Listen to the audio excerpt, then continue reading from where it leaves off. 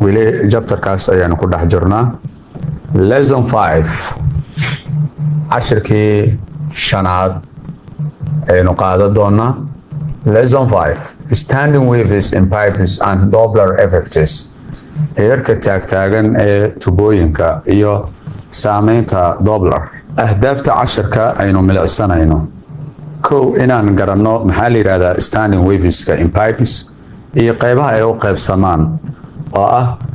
open pipe iyo closed pipe. Doppler effect waa maxay Doppler effect iyo caseska oo ka hadlayo. Insha Allah intaas ayaan diiradda saari doonaa. Standing waves. The standing wave is or stationary wave is set up by the vibrations of the air molecules within the pipe are due to the sum of two traveling waves moving down to the tube in opposite direction. Standing waveska ama stationary waveska ay abuurayaan ama ay sameynayaan giriirka ay sameeyaan moleculeska hawada ee ku dhex jira tubada waxa ay ka dhalanayaan wadarta laba hir oo ku socdo tubada qaybta hoose laba jiha oo kala duwan ee cagsi isku ah. kaas ayaa loo yaqaanaa standing waves. Definition: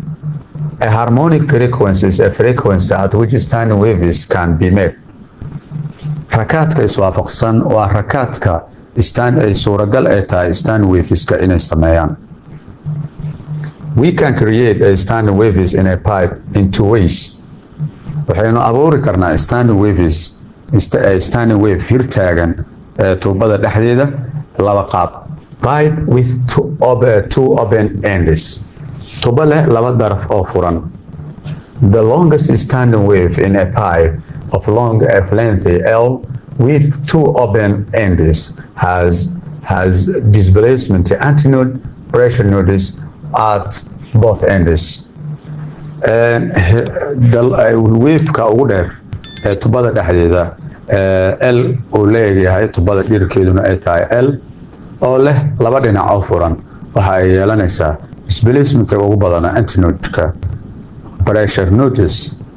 labada dhinac ayaa ku yeelanaysaa antinode oo laba dhinac oo furan ayaa yeelanaysaa.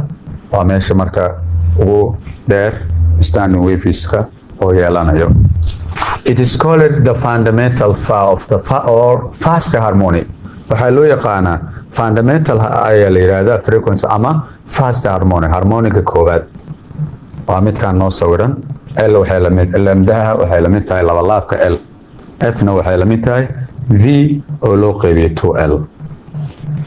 The next longest wave standing wave in a tube of length L with two open ends is the second harmonic. Haddaba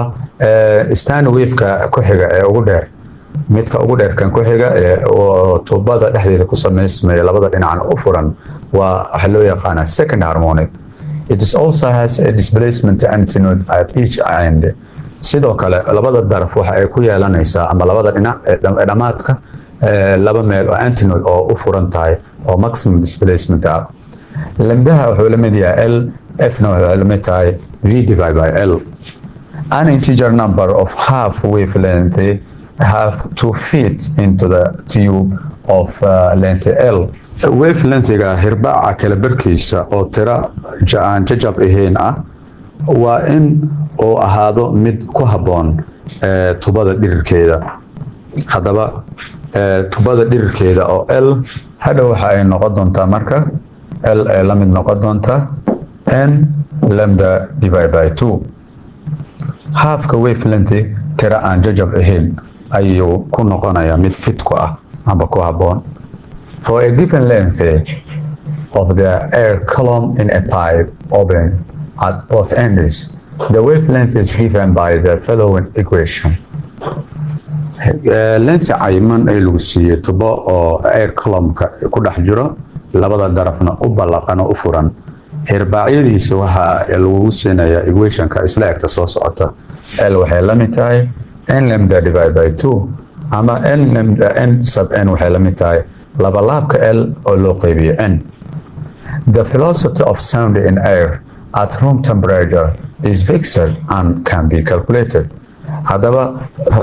xawaaraha codka uu leeyahay ee hawada dhexdeeda heerkulkan uu yahay heerkulka qolka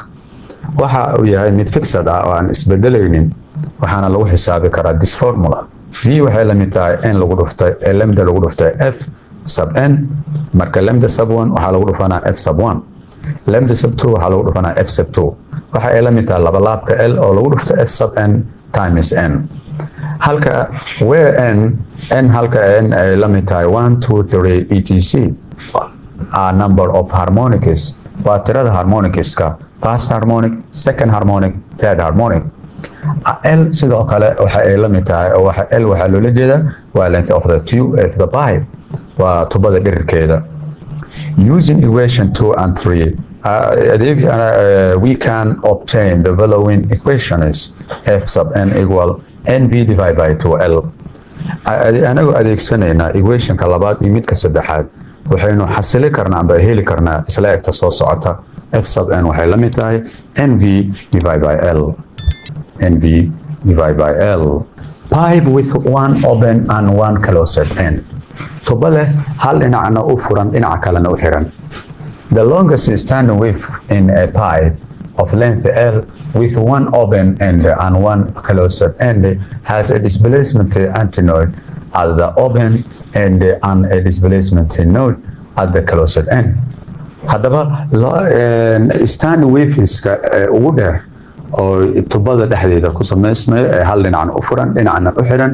haddaba waxa uu yeelanaya displacement antinode ayuu ku yeelanaya meel uu balaqan yahay antinode-ka, waxa uu yeelanaya dhanka uu furan yahay, node-na waxa uu yeelanaya dhanka uu xiran yahay. haddaba lamdahana wuxuu la mid yahay 4l,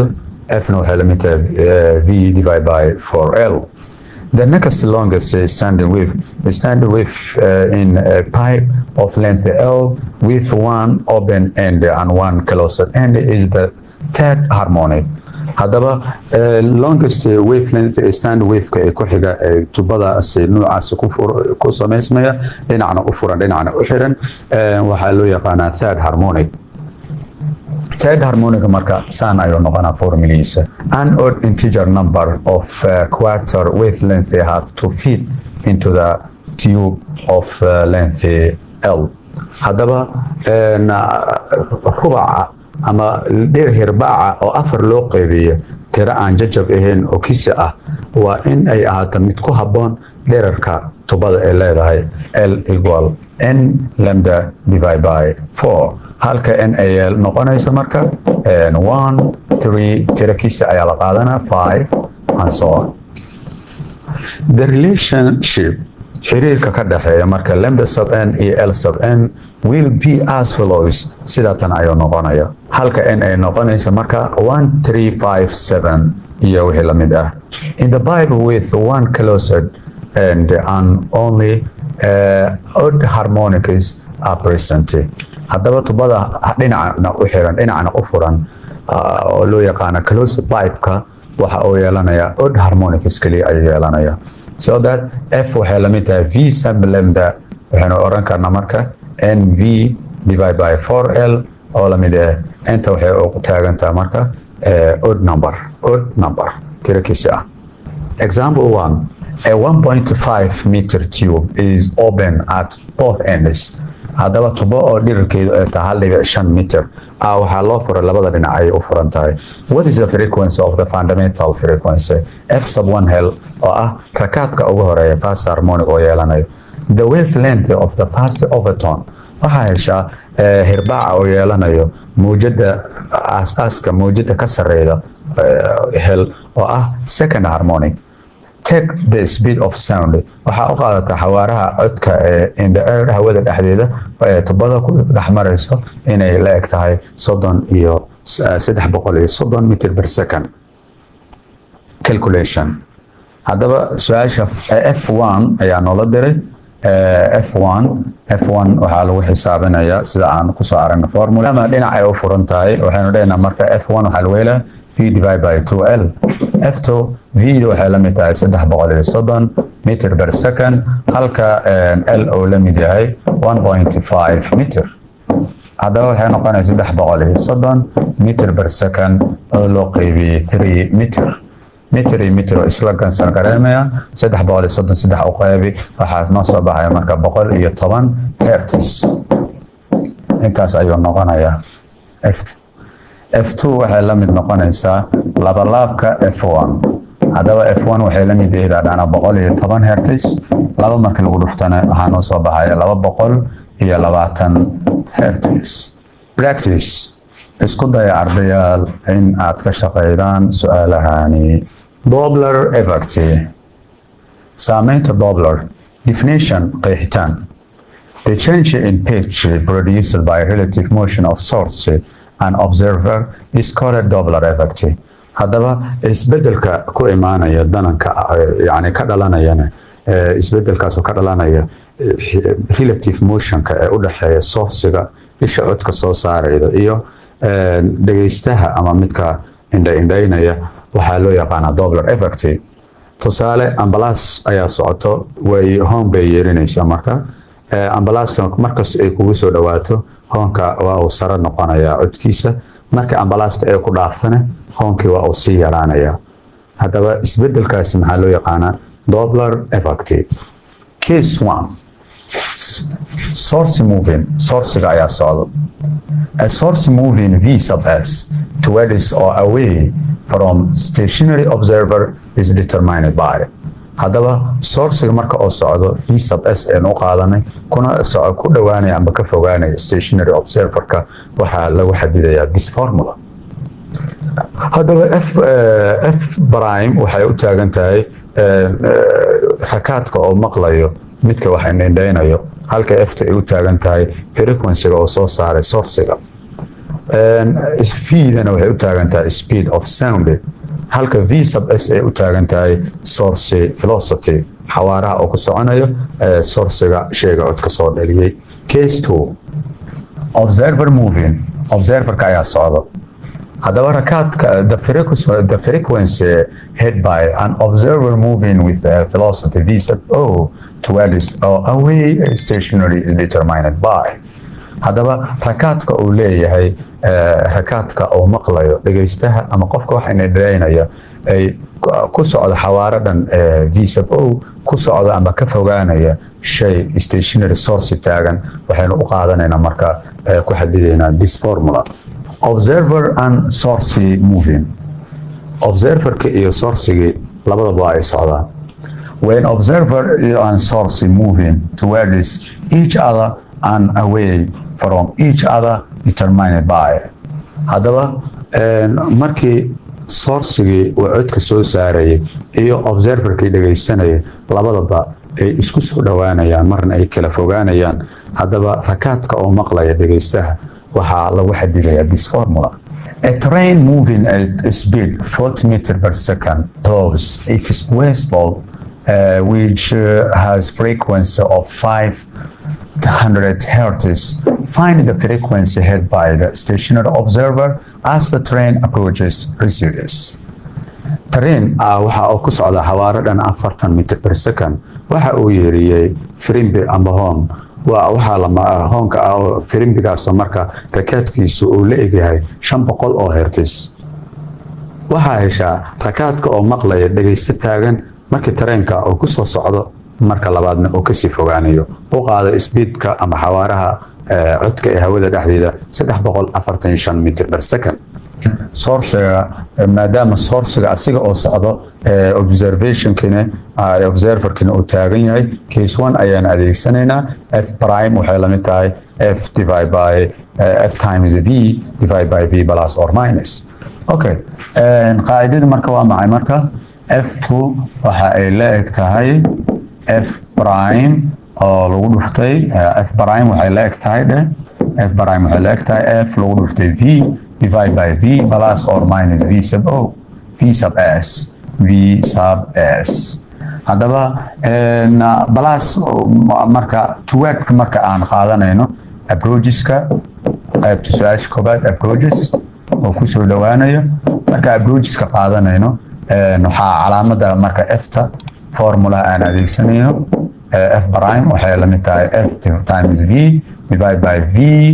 okay meesha marka waxaa dhahayna marka approaches marka ay tahay waa in f prime ay badato f prime iyo hooseeyahana waxaa ka dhexeeya inverse proportion saamigal rogaal ah marka waxaa qaadanaynaa calaamada minuska ayaa qaadanaynaa leanna hooseeya haddii oo yaraado f prime waa ay badanaysaa approachesna sida aan naqaan hoonka marka shayga hoonka yeerinayo kugu soo dhawaanayo waxaa badanaya hoonka jabaqdiisa iyo qaylidiisa oo ay badanaysaa sidaa daraadeed marka